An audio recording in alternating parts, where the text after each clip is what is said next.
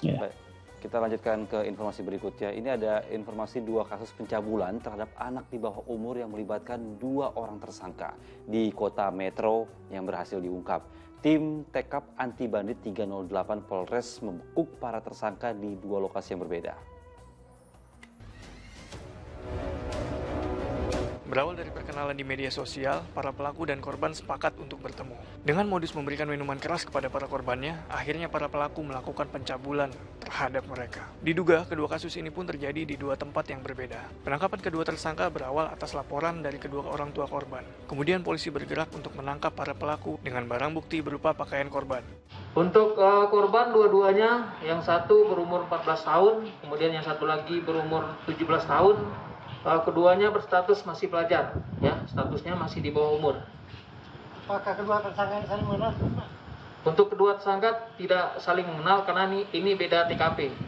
Atas perbuatannya, keduanya dijerat Undang-Undang Perlindungan Anak dengan ancaman hukuman 15 tahun penjara. Dari Lampung, Asep Saifullah melaporkan.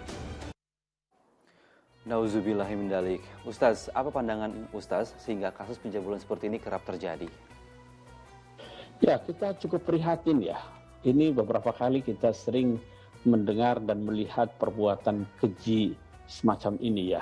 Ini pasti dilatar belakangi oleh rendahnya kesadaran beragama sebagian masyarakat kita ya. Selain itu, kita juga merasakan ya, ini semacam krisis moral ya, yang mungkin diakibatkan oleh perilaku atau gaya hidup manusia modern sekarang ini yang pertama ya agak menjauh dari ajaran-ajaran agama.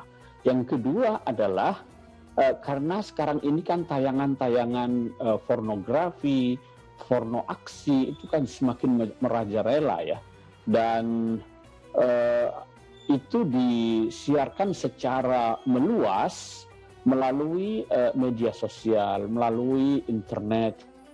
Dan inilah yang memicu semakin marak, semakin merajalelanya tayangan-tayangan pornografi dan porno aksi yang kemudian merangsang orang untuk melakukan perilaku seksual menyimpang ya. Ini yang pertama adalah rendahnya kesadaran beragama.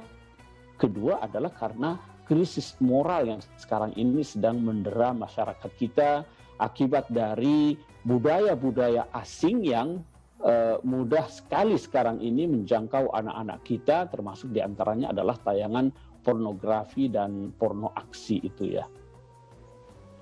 Ya Ustadz, rendahnya pengetahuan tentang agama dan krisis moral ini menjadi 2 kata kunci tentang kejadian ini yang sering berulang. Lalu bagaimana cara kita untuk mendidik, melindungi anak kita dan keluarga kita sendiri dari hal-hal seperti itu, baik itu amit-amit sebagai pelaku atau bahkan sebagai korban? Ya, yang pertama, saya kira bukan hanya soal pemahaman ya, tapi kesadaran beragama.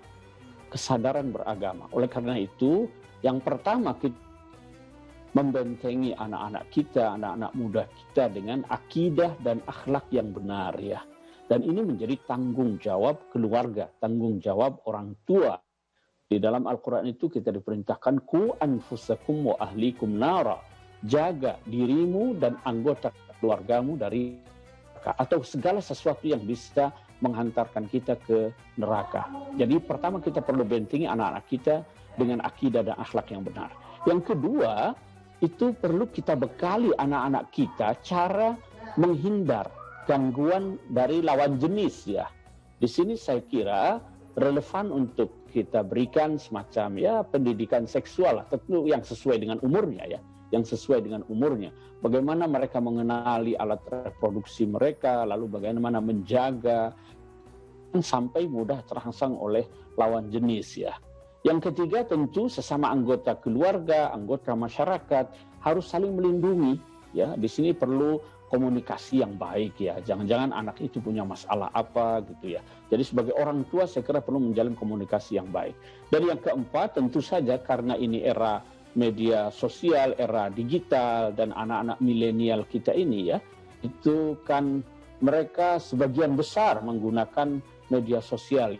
Oleh karena itu perlu kita berikan literasi digital.